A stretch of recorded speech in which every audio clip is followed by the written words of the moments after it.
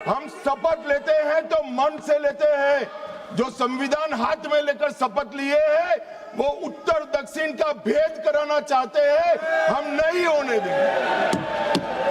मान्यवर, जो भी सदस्य यहाँ शपथ लेता है वो भारत को अक्षुण्ण रखने की शपथ रहता है, पूरे भारत के कल्याण की शपथ लेता है। वो अपनी कॉन्स्टिट्यूएंसी, अपना राज्य, अपना धर्म, अपनी जाति की शपथ नहीं लेता है। और ये क्या नैरेटिव फैलाया, और ये मानते हैं कि ये नैरेटिव से हमारी पॉपुलैरिटी हो जाएगी, बाल सफेद हो जाएंगे, या नहीं बैठ पाओगे, नहीं हो पाए। देश के अंदर विभाजन कर कर कोई सत्ता प्राप्त नहीं कर सकता।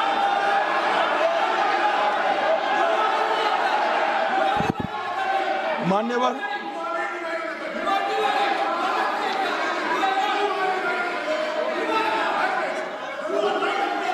बैठ जाओ। गुस्सा क्यों खा रहे हो? इतना गुस्सा मत खाओ प्लीज प्लीज। इतना सदन में, मारन जी, सदन में इतना गुस्सा नहीं करते हैं, शांत। मान्यवर,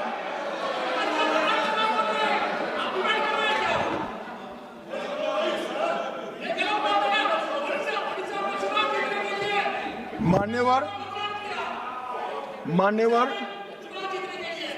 जोर से बोलने से, बोलना है आपको, मैं बैठ जाता हूं, बोलो चलो। नहीं, उनको बोलने दीजिए ना प्लीज। नो नो,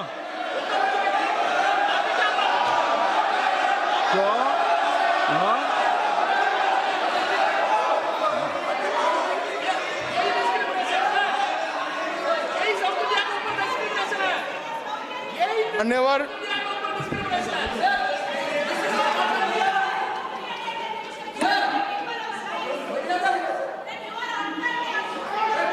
मान्यवर, मान्यवर,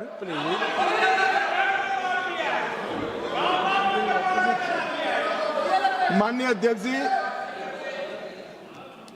झूठ को जोर से बोलने से सच नहीं होता, सच सच होता।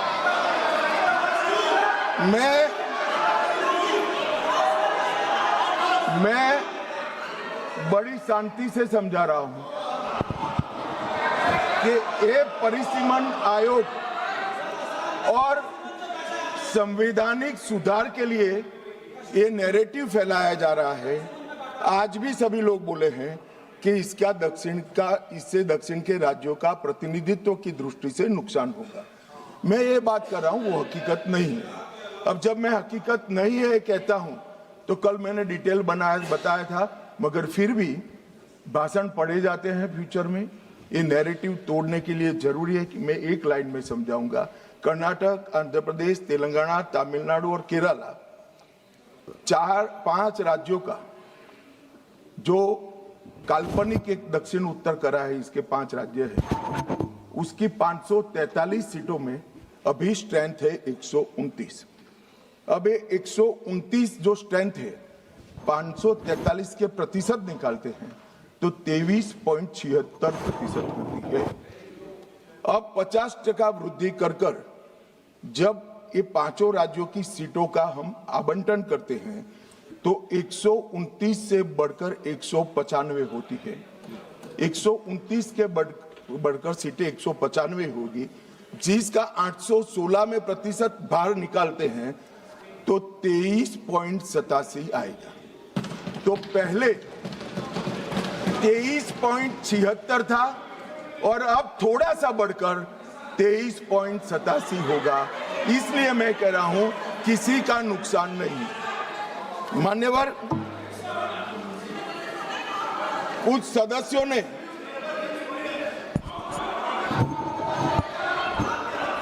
मान्यवर, आप पारित कराने की सहमति दो, अभी पेश करा देंगे। हाँ, 1 घंटा रुक जाएंगे। चलो, माननीय गृह मंत्री बता दो इनको, 1 घंटा रुक जाएंगे, कहीं तैयार है? 50% का बिल 1 घंटा रुक जाएंगे, पेश तैयार हो तो कर दें इनको। एक सेकंड बैठ जाओ। बैठो। ए राजा जी एक मिनट मुझे सुनो। बता दो इनको। अगर इस बिल का विरोध करने का कारण 50% लिखित में चाहिए तो 1 घंटा सदन बंद कर दिए, मैं ऑफिशियल अमेंडमेंट लेकर आता हूं मान्यवर, मगर बिल पारित करने का वो वादा करते। अब वेणुगोपाल जी बताए क्या बिल पारित करेंगे? चलिए सहमत हो, सदन में बात कर लेते। सहमत हो, अभी अमेंडमेंट लाएंगे। चलो सर शुरू करते हैं आगे। सर last minute, हाँ। sir, last minute, yesterday onwards, when the bill introduced itself, entire opposition demanding we want this to be in the legislation. Number 2, the constitutional protection of the delimitation to the states, number of the seats in the state should be protected. We are asking the Home Minister whether are you ready to dealing the delimitation process along with the women reservation, number 1.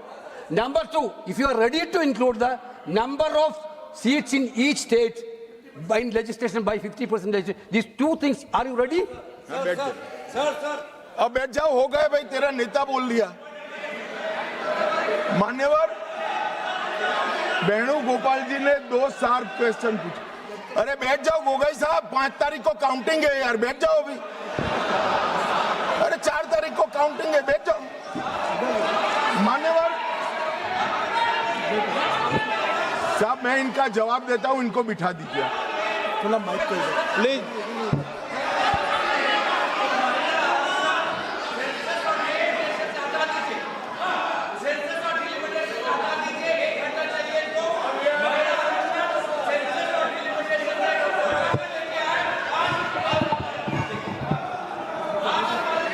Akhilesh ji से पूछ लेना।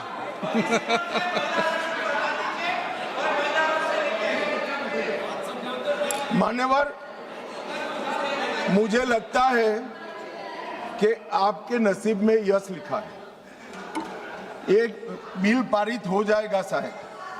मान्यवर वेणुगोपाल जी ने 2 चीजें कही कि एक तो 50% आरक्षण और 50% सीटें बढ़ाई जाएगी, उसको बिल में शामिल करने के लिए ऑफिशियल अमेंडमेंट लाने के लिए तैयार हो।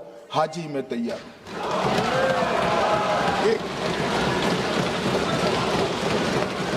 एक सेकंड, अब नहीं होता भाई, बैठ जाओ, दूसरा भी बताता हूं। मान्यवर 1 घंटा आप सदन स्थगित कर दीजिए।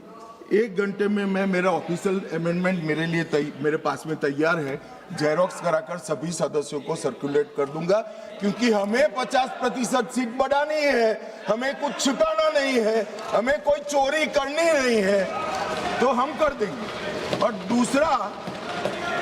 दूसरा उन्होंने कहा कि डिलिमिटेशन 26 की जनगणना का, ये झांसे में मैं नहीं आऊंगा, क्योंकि ये इसके माध्यम से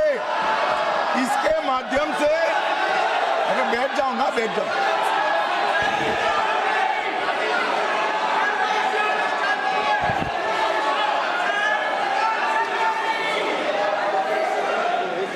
क्या कई बार है ना, सदन में भी पेश ले हो जाते हैं, इसलिए सदन में फैसला कर लो।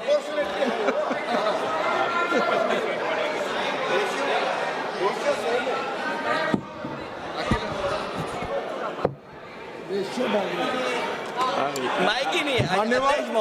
अध्यक्ष महोदय, क्योंकि आपने कहा और माननीय मंत्री जी कुछ बात रख रहे हैं और हमारी तरफ से कोई बात आई है, अभी तक 11 साल का जो अनुभव है लगभग, अध्यक्ष महोदय, अगर भारतीय जनता पार्टी ये लिख करके दे देगी कि हम महिला प्रधानमंत्री बनाएंगे, तब भी हम इन पर भरोसा नहीं करेंगे।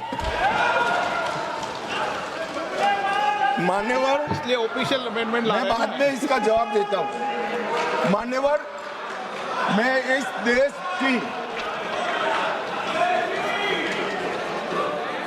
देश की मातृशक्ति को कहना चाहता हूं कि राहुल गांधी जी की अनुपस्थिति में कांग्रेस पार्टी ने जो प्रस्ताव रखा है वो एक बहुत सुहाना जाल है।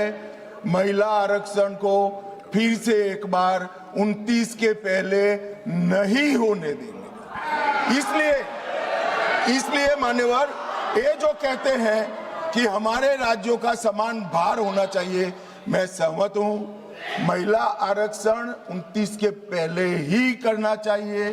29 के बाद ले जाने के लिए इनका षड्यंत्र सफल हम नहीं होने देंगे। मान्यवर, मैं समझ रहा हूं कि ये वोट नहीं देंगे तो महिला आरक्षण का बिल गिर जाएगा, मगर इस देश की महिलाएं देख रही है, उनके रास्ते का रोड़ा कौन है वो देख रहे हैं। मान्यवर,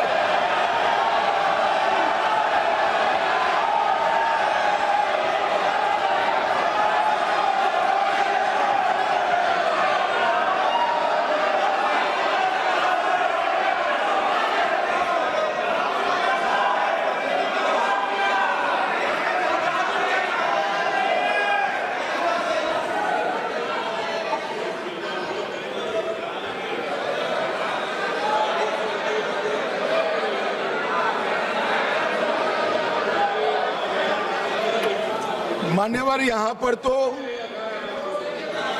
शोर शराबा कर कर बच जाओगे, मगर माताओं बहनों का जो आक्रोश आपके खिलाफ है ना, जब मैदान में जाओगे तब मालूम पड़ेगा। भागते हुए रास्ता नहीं मिलेगा। चुनाव में जब जाएंगे तब मालूम पड़ेगा, मातृशक्ति हिसाब मांगेगी।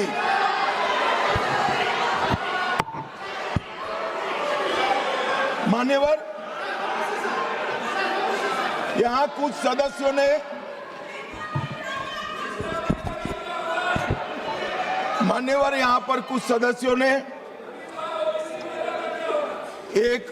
मैं बताता हूं भाई साहब, मान्यवर, यहां पर कुछ सदस्यों ने दूसरी भ्रांति फैलाई कि मुस्लिम महिलाओं को भी आरक्षण मिले।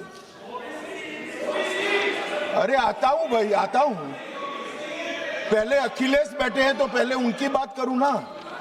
पहली बेंच पर बैठे देखो। मान्यवर, मैं यहां सरकार की, संविधान की और भारतीय जनता पार्टी की नीतियों की पॉलिसी के बारे में स्पष्ट करना चाहता हूं। भारतीय संविधान धर्म के आधार पर आरक्षण को स्वीकार नहीं करता है। मान्यवर,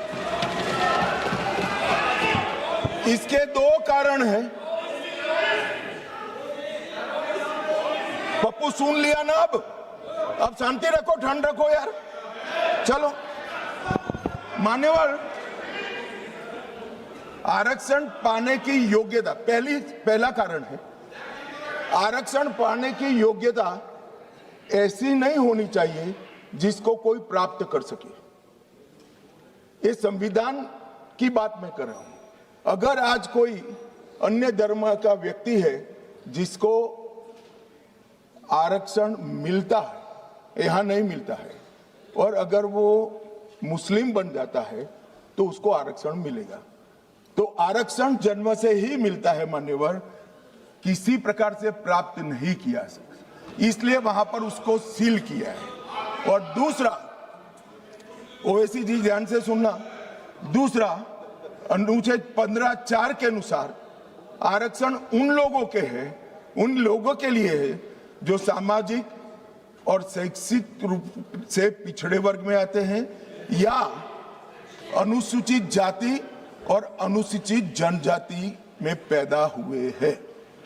अनुच्छेद 16(4) इसके तहत आरक्षण पिछड़े वर्ग को, नागरिकों को दिया जाता है।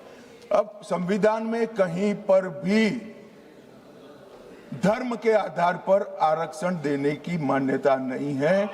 ये इंडी अलायंस वालों ने अपनी तुष्टीकरण की राजनीति के कारण इस देश में मुस्लिम आरक्षण की डिमांड खड़ी करना चाहते हैं और इस संविधान की बात करते हैं।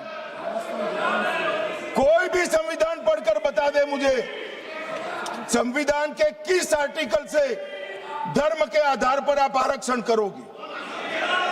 बता दे मुझे, एक भी आर्टिकल में कोई प्रोविजन नहीं। मान्यवर, इसलिए भारतीय जनता पार्टी, हमारी सरकार, दोनों का नीति स्पष्ट है। जो संविधान सम्मत नहीं है वो धर्म के आधार पर आरक्षण हम ना भी देंगे, ना कभी किसी को देने देंगे।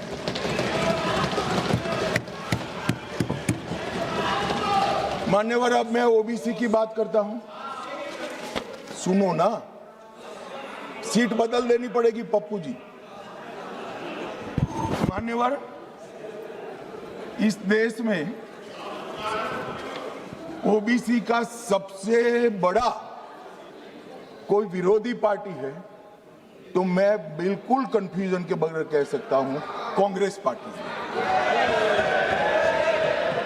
इन्होंने चौधरी चरण सिंह और सीताराम केसरी का अध्यक्ष का, दोनों को काल पूरा नहीं कर रहे। 1957 में, ध्यान से सुनना, अखिलेश जी कहां बैठे हो आपको मालूम होना चाहिए। 1957 में काका साहेब कालेलकर समिति के सुझाव आए जो ओबीसी को आरक्षण देते थे। उन्होंने काका साहब कालेलकर समिति के पूरे सुझावों को ठंडे बस्ते में डाल दिया। 1980 में, ये जवाहरलाल जी थे, 1980 में इंदिरा जी आई, मंडल आयोग का सुझाव आया और मंडल आयोग के सुझाव को इंदिरा जी ने ठंडे बस्ते में डाल दिया। 90 में जब वीपी सिंह आए तब वो मंडल आयोग का इंप्लीमेंटेशन लेकर आए और उस वक्त मान्यवर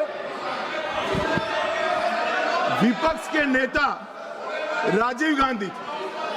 तो नेहरू जी, इंदिरा जी और अब राजीव गांधी, उन्होंने यहां पर अपने जीवन का सबसे लंबा भाषण मंडल आयोग का विरोध करने में किया, अपने जीवन का सबसे